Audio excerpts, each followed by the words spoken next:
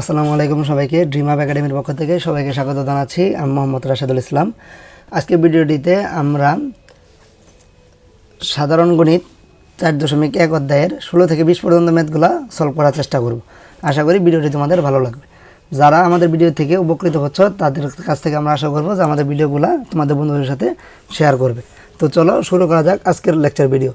তো দেখো, প্রথম যে ম্যাথটা 16 নম্বর যে ম্যাথটা আছে, এই ম্যাথটা যদি আমরা একটু সলভ করি, এখানে কি বলা হয়েছে যে যদি a two the power x সমান b, b two the power y সমান c এবং c two the power z সমান a হয়, তবে আমাদের দেখাতে হবে কি x y z সমান 1। এটা আমাদের প্রমাণ করতে হবে, তাই তো? আচ্ছা, তাহলে দেখো আমরা যদি এটা সলভ করি, তাহলে দেখো এখানে যেহেতু বলা হয়েছে কি a two the power x সমান b। আচ্ছা, আমরা যদি এটা পিছন থেকে করে আসি, তাহলে এটার যদি সলিউশনটা আমরা একটু লিখি সলভ, তাহলে এখানে কি দেওয়া আছে, এখানে দেওয়া আছে কি c two the power z equal a।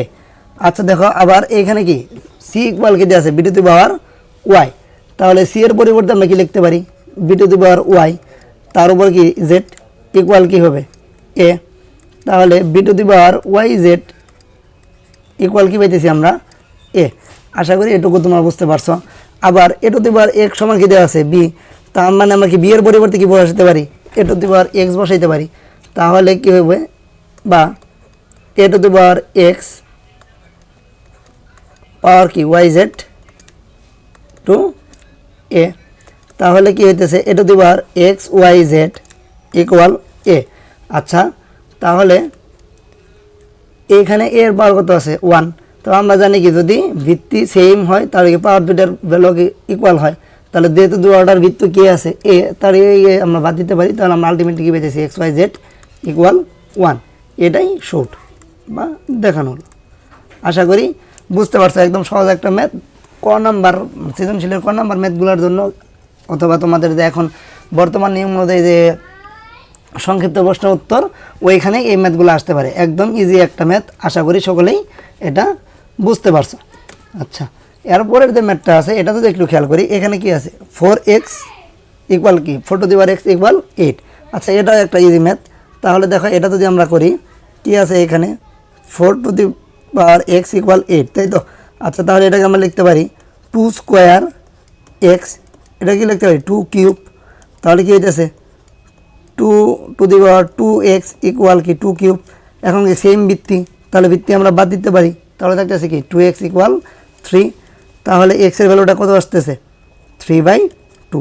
আশা করি এই ম্যাথটাও তোমরা সকলেই বুঝতে পারছো। এরপরে 18 নম্বর যে ম্যাথটা আছে এটা যদি খেয়াল করি, এটাও এই একই প্রসেস আগাবো আমরা। তাহলে দেখো এখানে কি আছে 2 to the power 2x plus 1, তাহলে 128 আছে। আচ্ছা, আমাদের চিন্তা করা লাগবে কি আমরা যেন ভিত্তিগুলারে সেম বানাতে পারি, তাহলে আমাদের অঙ্কটা একদম ইজিলি মিলে যাবে। তাহলে দেখো 128 ভিত্তি যদি আমরা 2 বানাতে চাই, তাহলে কি আমরা 2 রে মানে পাওয়ার আকারে গুণ করব। তাহলে দেখো 2 টু দি পাওয়ার যদি 7 লিখি আমরা, তাহলে কত হয় 128। এটা আমরা জানি যে 2 এর উপর পাওয়ার যদি 7 থাকে তাহলে এটা কত হয় 128। তাহলে এটাকে আমরা ডিরেক্টলি কি লিখতে পারছি 2 টু দি পাওয়ার 7। এখন কি হইতেছে, তাহলে 2 আর 2 কাটা চলে যাইতেছে, তাহলে থাকতেছে কি 2 to the power 2x plus 1 equal 7। তাহলে 2x ইকুয়াল কত হইতেছে 7 মাইনাস 1, তাহলে 2x ইকুয়াল আমরা পাইতেছি আলটিমেটলি 6, তাহলে x সমান কত পাইতেছি 6/2 ইকুয়াল 3।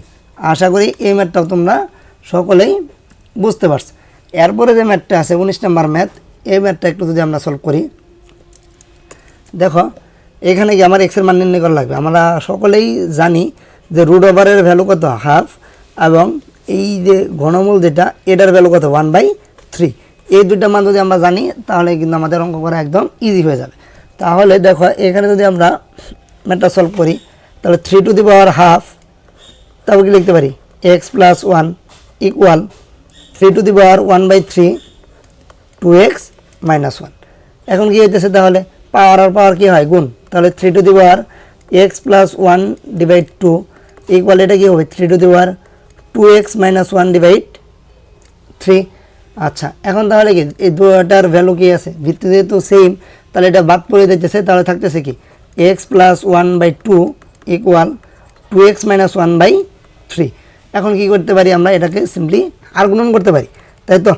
এটাকে আমরা কি করতে পারি আর গুণন, তার মানে কি এটার সাথে এটা গুণ, এটার সাথে এটা গুণ, তাহলে কি হইতেছে 3x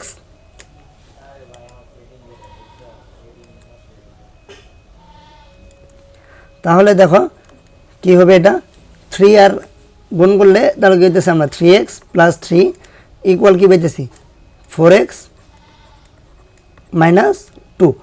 আচ্ছা, এখন যদি আমরা x সম্বলিত পদ যেগুলো আছে এগুলাকে এক পাশে নেই, আর ধ্রুবক পদ যেগুলো আছে এগুলাকে যদি আরেক পাশে নিয়ে যাই তাহলে কি হবে দেখো, মানে আমরা আর কি এটা করতে চাইতেছি যে এই যে 3xটা আছে এই 3xটাকে আমরা এই পাশে নিয়ে যাবো, আর মাইনাস 2টাকে আমরা এই পাশে নিয়ে আসবো।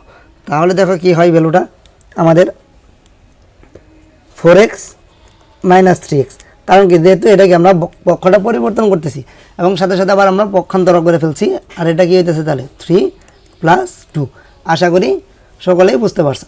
তাহলে 3x 4x থেকে 3x চলে গেলে কত থাকতেছে x ইকুয়াল কত পেয়েছি আমরা 5, একদম সহজেই মিলে গেছে। তো আশা করি এই ম্যাথটা তোমরা সকলেই বুঝতে পারছো। এরপর আমাদের আজকের ভিডিও লাস্ট যে ম্যাথটা, এটা অনেক বড় একটা ম্যাথ মোটামুটি এবং ইম্পর্ট্যান্ট টাইপের একটা ম্যাথ। আশা করি এই ম্যাথটা তোমরা নিজেরা বারবার করে প্র্যাকটিস করবে। তাহলে দেখো এখানে কি আছে, আমরা একটা জিনিস জানতাম যে যদি তোমার এমন থাকে যে ভাগাকারে যদি কিছু থাকে এটা দিবার m ডিভাইড এটা দিবার n, এটাকে আমরা লিখতে পারি কি এটা দিবার m মাইনাস n। তাহলে সেই ময়েতে যদি বিয়োগ আকারে কিছু থাকে তাহলে এটাকে কি আমরা আবার ভাগ আকারে কনভার্ট করতে পারি, যেহেতু দুইটা কি ইকুয়াল। ভাগ আকারে থাকলে যেহেতু আমরা বিয়োগ আকারে লিখতে পারতাম, তাহলে এখন বিয়োগ আকারে থাকলে কি আমরা এটাকে ভাগ আকারে লিখতে পারি। এই সিম্পলি জিনিসটা যদি তোমরা বুঝতে পারো তাহলে এই অঙ্কটা একদম ইজিলি হয়ে যাবে। তাহলে দেখো এখানে কি পাইতেছি আমরা 2 to the power x plus 2 to the power তাহলে কি হবে 1 মাইনাস x আছে, তাই তো? তাহলে এটাকে আমরা কি লিখতে পারি, দেখো এটা দিবার m মাইনাস এটা ডিভাইড এটা দিবার n যখন ছিল এটাকে আমরা কি লিখতাম এটা দিবার m মাইনাস n। তার মানে প্রথম পদটা যেটা ছিল এটা কি লবের পাওয়ার, দ্বিতীয়টা কি হরের পাওয়ার, তাহলে এটা কি হবে 2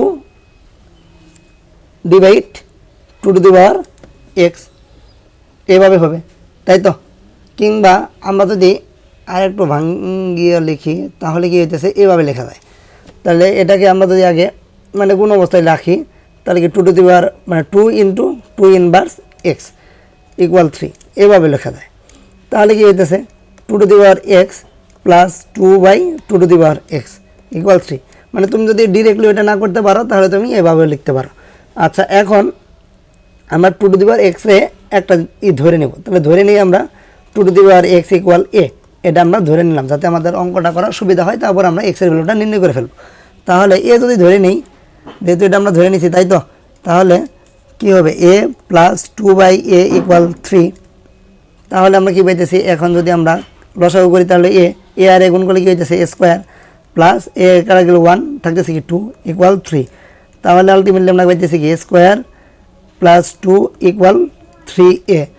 এখন যদি আমরা এই 3aটাকে এ পাশে নিয়ে যাই তাহলে কি পাইতেছি আমরা a square minus 3a plus 2 equal 0।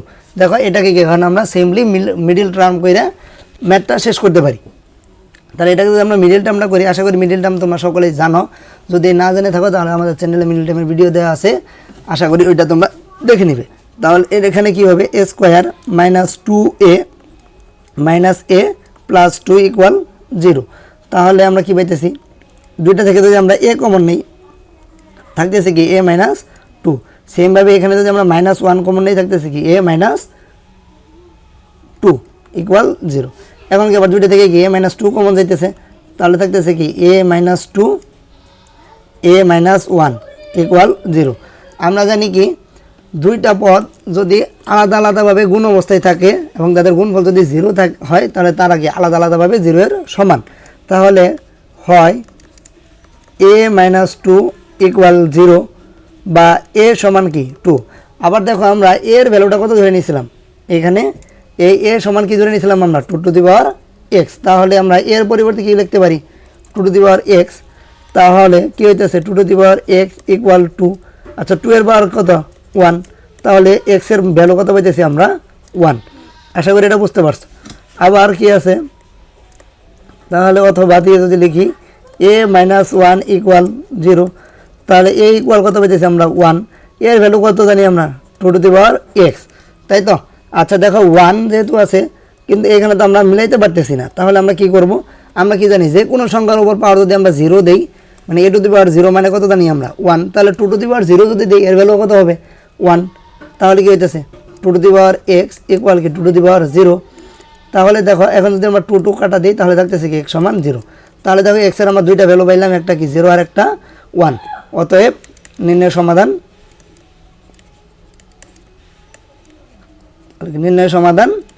x equal কত হইতেছে 1,0। আশা করি এই ম্যাথটাও তোমরা সকলেই বুঝতে পারছো। পরবর্তী ভিডিওতে আমরা লাস্ট যে দুইটা সৃজনশীল আছে সেইগুলো সলভ করব। এই পর্যন্ত সবাই আমাদের সাথে থাকার জন্য অনুরোধ করছি। ধন্যবাদ সবাইকে। আসসালামু আলাইকুম।